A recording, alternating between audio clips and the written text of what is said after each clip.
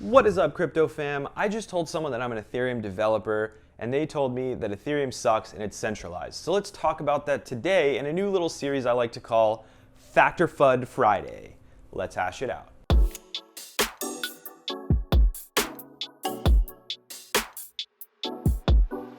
Guys, if it's your first time here, my name is Forrest, and I'm here to help you build your knowledge, boost your cryptocurrency gains, and join the movement towards our distributed, decentralized future. If you want to join that movement, smash that subscribe button, and don't forget to hit that bell notification button so that we can hang out every single time I post a video. So guys, like I said in the intro, I'm doing a new series every Friday, at least every Friday that I can possibly find something to talk about, called FUD Friday, where I break down an opinion or something hot on the news and tell you whether or not I think it is fact or just fear, uncertainty, and doubt. So with that, let's jump into whether or not Ethereum is centralized. Now guys, this is kind of a complicated question, and it's also a loaded question. There are a lot of people who hate Ethereum, and there are a lot of miners right now who hate Ethereum because of this block reward reduction. There's a video about that above.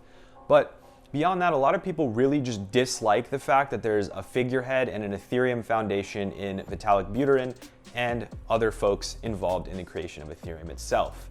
So by that hand, they say Ethereum is centralized and it's garbage by that same hand. Because I think a lot of people misconstrue this technology for decentralization is the only way. And I understand that. Decentralization is super important to me, and it's super important to a lot of people. But the question remains, is Ethereum centralized? And the answer really is no. Before you freak out, I know there are people who think Ethereum is such centralized garbage. Just hear me out. While Vitalik Buterin is a figurehead of Ethereum, and I don't like that personally, I don't like there being a singular person people look to as the god of Ethereum. I don't like that at all. And I also don't like the decision after the DAO hack to reverse and pretty much break the immutability of the Ethereum blockchain. However, it wasn't just Vitalik's whole decision centrally on his own. The community, by and large, a majority of people opted for that approach. The Ethereum Foundation, a bunch of developers, people who use the applications that were in question wanted this reversal to be done. And I understand that it breaks the rules. I understand that it's scary that someone has such influence over the network, and I agree. From that perspective, Ethereum isn't decentralized enough. But in practice, Ethereum is decentralized. I'm an Ethereum developer. I know quite a few people in the Ethereum world, and that's not to brag. That's really just to explain to you, I thought the same thing early on, but then I got to know the community a little bit better, and I got to see how things are actually done, and it is done in a decentralized fashion. Right now, for example, there are at least 4 or 5 separate teams, non-affiliated with the Ethereum Foundation, building crucial building blocks for Ethereum 2.0, and there's a link above for the Ethereum 2.0 overview that I did just a little bit ago. And right there, that just shows that all the development isn't being owned by one party. The Ethereum Foundation is there to help serve as sort of a guiding light or an organizational structure for the open source developer community, which is vast, which is huge, to come together and build something that works and that matters. We need quality control because at the end of the day, there's a lot riding on Ethereum. There are a lot of apps, things that I've built that rely on Ethereum to not suck. And if there's no guidance and there's no structure and there's no organization, then there can be no Ethereum protocol that works. So that being said, guys, I know that Ethereum has some centralized pieces, but overall it isn't centralized. There's so many people that have a say in how Ethereum does things, and there are so many contributors across the board, from companies to individuals to little groups of people, college students, kids, adults, grandparents. A lot of people are contributing, and you'd be surprised at how wide of a variety of people there are working on Ethereum. Question of the day: is Ethereum centralized? Yes, no, or who cares? Let me know in the YouTube card above or in the comments below. I'd love to hear what you think. There are justified criticisms of Ethereum for things that have been done in the past and things that they're planning to do right now. And I know that Ethereum's development process has been slow, and I know that it's going to take right now too long for the new updates to come.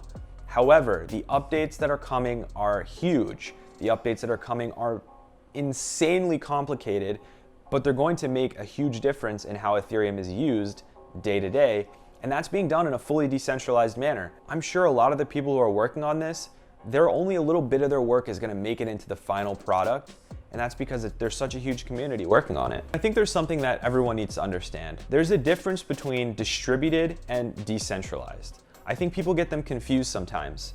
There are certain protocols that are distributed, like XRP, Ripple. Ripple is distributed, and a lot of their applications are distributed because they're hosted in different places, there are different nodes. That's a distributed system.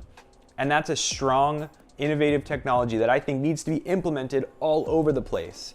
A decentralized application, however, has no central source of failure.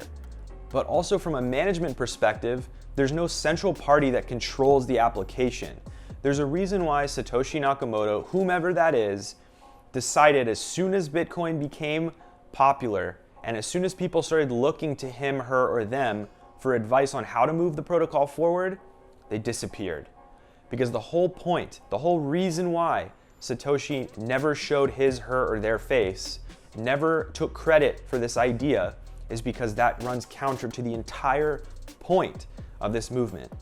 It's that there is no one person who is the god of the protocol. There is no one group who controls everything. This is the people's network.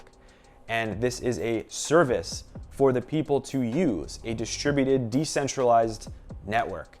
That should be the mantra that we live by when we start building these solutions. And you know what? The way that the world works though, companies are gonna build stuff that's gonna get used. Ripple is gonna build something that's gonna get used, and it should be, because it's gonna get other businesses on board. In the future, we're gonna see things become truly decentralized and fulfill that vision. But it's also up to us to help drive adoption. It's up to us to help educate as many people as we can to help bring this movement to fruition.